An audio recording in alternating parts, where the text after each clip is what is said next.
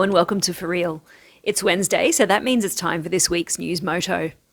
Thank you so much for liking our videos and subscribing to our channel. Doing these things is free and it really helps us to get more views. And more views means YouTube pays us more money, and all the money that we make is donated to charities here in Cambodia. In the description of this and every video, you can see the amounts we've donated so far and the different charities that we've been able to support. So far, with your help, we've donated over $700 to 5 different charities in Cambodia. Our August donation of $200 went to Cambodian Children's Trust, an Australian-registered charity based in Battambang. There are a lot of children living in orphanages in Cambodia, even though about 80% of those children actually have living family members. Cambodian Children's Trust reunites children who've been living in orphanages with their families, a task that is a lot more complex than it actually sounds. They're also helping families with emergency payments during COVID. We know they'll put the money you helped us earn to very good use. I'll leave a link in the description to a great documentary that explains their story if you want to check it out. I think you'll enjoy it. Anyway, let's get started. Today is Wednesday, the 8th of September. First up are the COVID numbers. Cambodia recorded its highest case numbers in nearly a month today as active cases grew for the 11th day running. 596 new cases were discovered, bringing the COVID case total to 96,335 cases. Kampong Cham, Kampong Tom, Oda Mien Che and Bante Mien Che all posted high figures recently. Cambodia also announced 6 new deaths, and that brings the total number of COVID deaths to 1,987.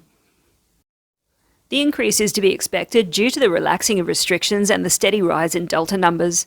But just like Thailand, Cambodia has accepted that COVID is here to stay. They've done everything they can to protect their people, and it's time to accept the new normal. 2 massive news stories broke this week. The first one, there's been talk of a plan to work towards a possible reopening of borders for fully vaccinated international travellers by November this year. It's just talk at this stage, so take your seat for the time being. But the Cambodian Tourism Ministry recently announced that fully vaccinated international tourists with proof of vaccination could be allowed into Cambodia as soon as November. Further to that, to make travel more convenient, Cambodia is also considering lessening or even fully removing the 14-day quarantine for fully vaccinated tourists. Is that music to your ears or what?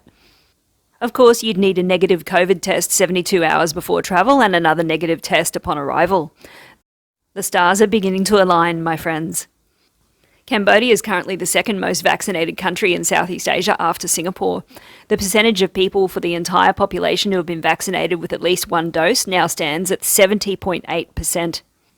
It's expected that Cambodia will reach herd immunity with 75% of its population double vaccinated by the end of September. All this talk of borders opening is still speculation, but it's very positive news. Unfortunately, it's not official yet, but it's definitely steps in the right direction. The second big story relates to the reopening of schools. The Governor of Phnom Penh is establishing a working group to monitor and evaluate the reopening of general education institutions in Phnom Penh at all levels, where infection levels are low. Other provinces are also looking at opening schools at the moment, and these include Battambang, Siem Reap, Kep, Bante Mien Che, Pay Lin and Sihanoukville. Hopefully more provinces will be added to that list in the near future. The Minister of Health is working with WHO and other bodies to explore whether it might be possible to vaccinate children under the age of 12. The number of adults who've received at least 1 dose of vaccine stands at 9,637,563, which is just 320,000 short of the 10 million target initially set by the Cambodian government. If you add the 12 to 17-year-olds to the vaccination numbers, the total jumps to 11,328,393 people who have received at least 1 dose of the all-important vaccine. The World Health Organization's representative to Cambodia stated that the WHO is very pleased with the overall COVID-19 situation in Cambodia. The WHO praised Cambodia's combination of effective public health and social measures plus vaccination as the factors that have made a big difference in the kingdom. Hopefully, the rise in Delta cases won't derail any reopening of schools or the country in the coming months. The Ministry of Cults and Religions has allowed all pagodas to hold the Chum Ben or Ancestors' Day festival with tightened COVID preventative and control measures. The festival is an integral part of the Cambodian calendar and is an important religious holiday for Buddhists. This year, the dates for the festival are from the 22nd of September to the 6th of October. Everyone who comes to the pagodas must wear face masks, have their temperature taken, sanitise their hands, and strictly adhere to social distancing.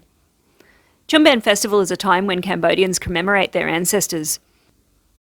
According to Cambodian belief, people are reincarnated at death, yet those with bad karma are unable to be reincarnated and are trapped in the spirit world. During Chum Ben, these souls are believed to be released from the spirit world and roam the earth searching for food.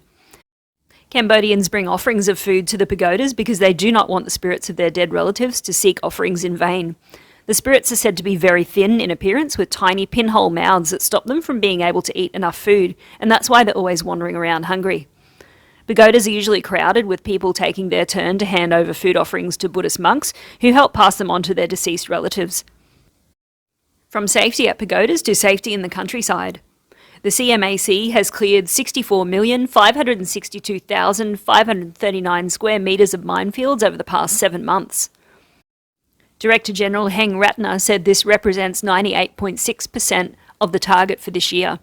Ratna said that deminers found and destroyed a total of 31,665 landmines and unexploded ordnance.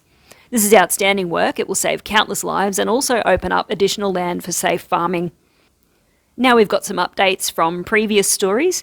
The trade union leaders and representatives yesterday met to brainstorm and finalise the garment footwear workers' minimum wage adjustment for next year, taking into consideration the social and economic situation following the outbreak of the COVID-19 pandemic.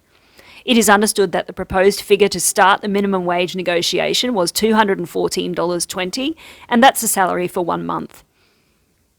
The minimum wage is currently $192. The proposed figure takes into account 7 criteria, which is family situation, living expenses, inflation, labour cost, the labour market, and benefits besides the statistics obtained from the relevant ministries.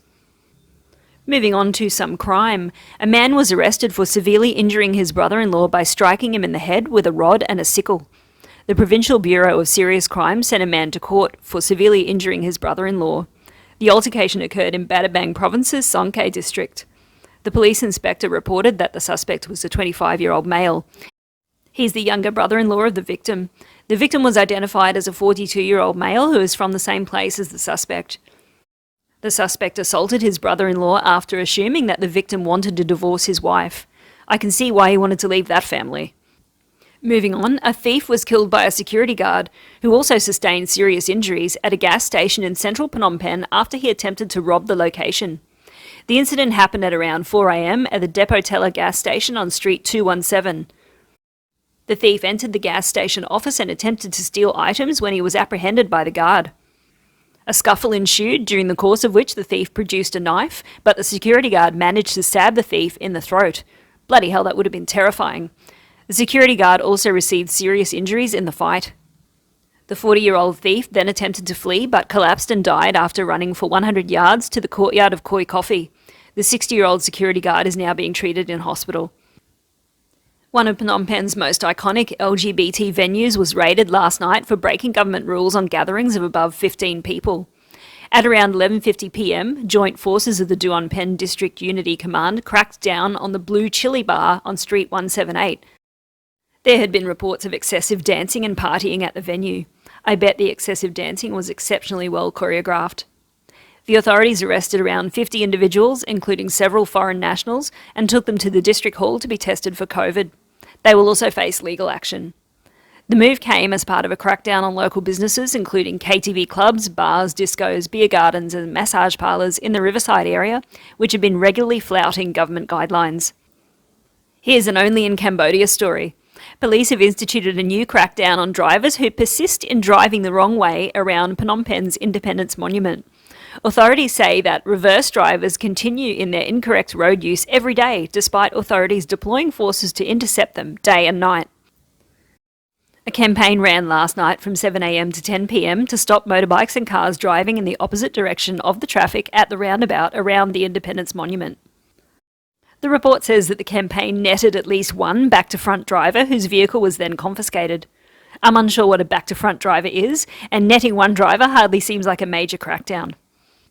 Now we have a WWTT, or a What Were They Thinking? 2 men attempted to cross the sea from Praia Sihanouk to Koh Rong on jet skis. Unfortunately, a storm hit and the men were left stranded at sea. According to reports, the men rode 2 separate jet skis and tried to cross to the island. While crossing the sea, a storm brewed over the waters at around 9:30 p.m, causing large waves. The large waves slammed into one jet ski, causing damage to it. The other jet ski ran out of gas, causing both men to be stranded out in the rough sea. Not the smartest thing to do. They were rescued and brought back to shore, where they could sleep off their hangover. After a week of major flooding throughout Cambodia, the Ministry of Water Resources and Meteorology has issued another notification about possible flooding until at least the 14th of September. During this period, 11 provinces are likely to face serious flooding. Those are Battambang, Pusat, Kampong Tom, Kampong Chang, Kampong Speu, Kandal, Svay Rieng, Phnom Penh, Koh Kong, Preah Sihanouk and Kampot provinces. This is due to 3 separate weather events. There's a low-pressure system in the northwest of the region, there's a typhoon off the coast of North Vietnam, and an active depression in the East Sea of the Philippines.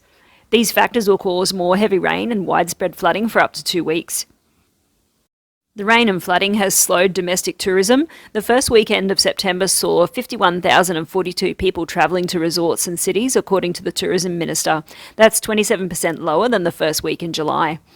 The most visited tourist destination was Kampot province. Kep was the second one, followed by Phnom Penh, and then Siem Reap and Takeo rounded out the top 5. The last story is sure to brighten up your day quicker than a cold can of Cambodia on a hot afternoon. The electrification rate of all villages across Cambodia has now reached 99%. There's only about 210 villages remaining, or 1% of the total 14,168 villages in the kingdom. These last remaining villages are so remote that they're looking at green power projects, including solar energy for those families. You're now up to date with the latest news from Cambodia, and I wanted to thank you so much for watching.